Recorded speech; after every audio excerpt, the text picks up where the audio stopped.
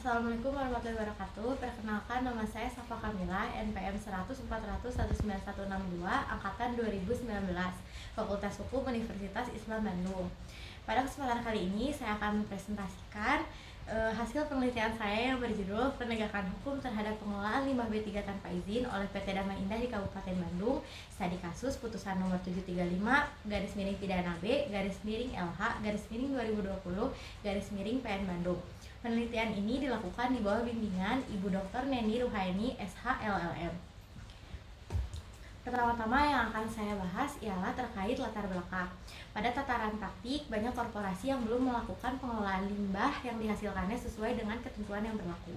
Yang mana hal ini juga dilakukan oleh PT Damai Indah selaku perusahaan yang bergerak dalam bidang industri tekstil, di mana PT Damai Indah ini melakukan pengelolaan limbah tanpa izin sehingga menimbulkan pencemaran lingkungan.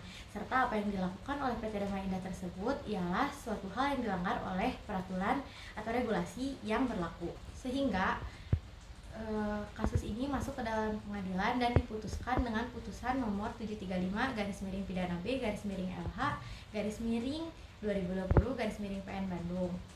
Namun pada praktiknya penegakan hukumnya tidak sesuai dengan regulasi yang berlaku. Selanjutnya terdapat 4 metode penelitian yang saya gunakan. Yang pertama, metode pendekatan yaitu yuridis normatif. Yang kedua, spesifikasi penelitian yaitu deskriptif analitis. Yang ketiga, teknik dan metode pengumpulan data yaitu studi kepustakaan. Dalam penelitian ini saya tidak melakukan wawancara secara langsung karena apa yang saya teliti ialah putusan yang berasal dari pengadilan. Selanjutnya yang keempat, metode analisis data yaitu kualitatif. Ada 2 identifikasi masalah dalam penelitian ini. Yang pertama, bagaimanakah penegakan hukum terhadap pengelolaan limbah B3 tanpa izin yang dilakukan oleh PT Damai Indah di Kabupaten Bandung ditinjau dari UU PPLH dan PP nomor 101 tahun 2014 tentang pengelolaan limbah B3. Yang kedua, bagaimanakah penegakan hukum terhadap pengelolaan limbah tanpa izin yang dilakukan oleh PT Damai Indah di Kabupaten Bandung dihubungkan dengan putusan nomor 735-PIDANA-B-LH-2020-PN Bandung.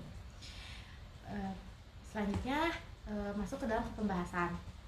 Pembahasan yang pertama ialah terkait penegakan hukum terhadap pengelolaan limbah B3 tanpa izin yang dilakukan oleh PT Damai Indah di Kabupaten Bandung ditinjau dari UU PPLH dan juga PP. Berdasarkan UU PPLH, penegakan hukum terhadap pengelolaan limbah B3 tanpa izin ialah dapat berupa sanksi pidana, sanksi perdata, dan juga sanksi administratif. Selanjutnya berdasarkan PP ialah terkait sanksi administratif yang akan diberikan berupa teguran tertulis, paksaan pemerintah, atau pembukuan izin.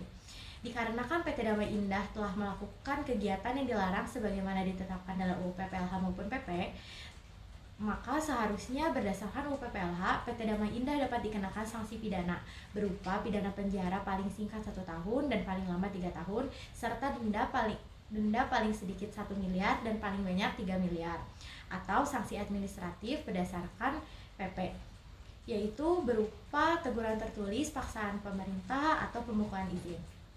Yang kedua, terkait penegakan hukum terhadap pengelolaan limbah B3 tanpa izin yang dilakukan oleh PT Damai Indah di Kabupaten Bandung dihubungkan dengan putusan nomor 735-PIDANA-B-LH-2020-PN Bandung. Berdasarkan UU PPLH maupun PP, penegakan hukum yang seharusnya diterapkan terhadap PT Damai Indah adalah dikenakan sanksi pidana sebagaimana yang telah dijelaskan sebelumnya.